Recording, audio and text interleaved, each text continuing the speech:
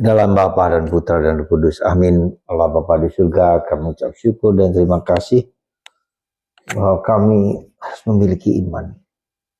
Dan iman itu dibentuk, diolah, dibakar, ditempa.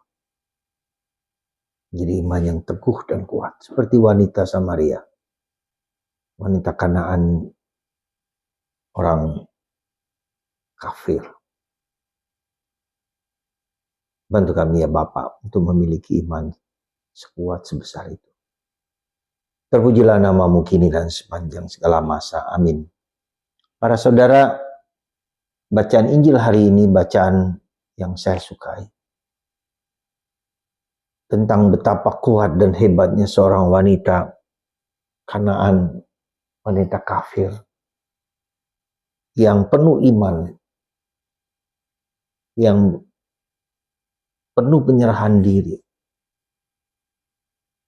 Sebagai orang yang dianggap kafir itu, meski ditolak oleh Yesus seolah-olah, tapi dia memiliki suatu keyakinan yang dalam. Dan saya melihat inilah perkembangan iman kita juga. Bahwa sebagai orang Kanaan dia tidak berhak untuk mendapatkan rahmat, mendapatkan roti. Dan remah-remah hanya dimakan oleh anjing. Tapi dia mengatakan bahwa anjing-anjing pun memakan remah-remah itu. Meskipun Yesus menganggap wanita Samaria, wanita Kanaan itu sebagai anjing. Anjing pun punya hak juga untuk mendapatkan sesuatu. Meski hanya remah-remah.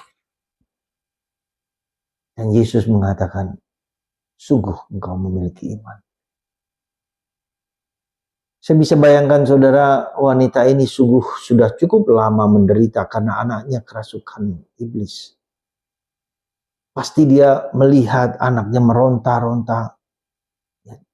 Tidak tahu persis apa yang harus dilakukan. Tidak mengerti bagaimana kuasa iblis telah menghancurkan anak itu. Begitu sakit, begitu menderita, begitu parah. Maka dia tidak peduli akan apa yang orang lain katakan. Dia datang kepada Yesus. Dan ketika bahkan Yesus pun seolah-olah menghina wanita itu sebagai anjing. Karena roti dimakan untuk anaknya. Dan yang jatuh ke tanah hanyalah remah-remah yang dimakan oleh anjing. Saudara, bacaan ini sekali lagi sangat mengharukan dan sangat menguatkan kita semua. Bahwa kita harus belajar untuk apa? Belajar untuk rendah hati. Ketika iman kita diperas, digocoh, dipukul, ditindas, dihajar, diperlakukan apapun, kita tidak pernah boleh putus asa.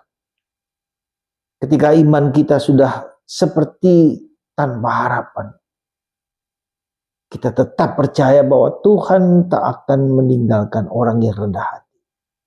Orang yang menyerahkan hidupnya kepada Tuhan. Seperti wanita itu. Dan Yesus berkata, imanmu menyelamatkan engkau.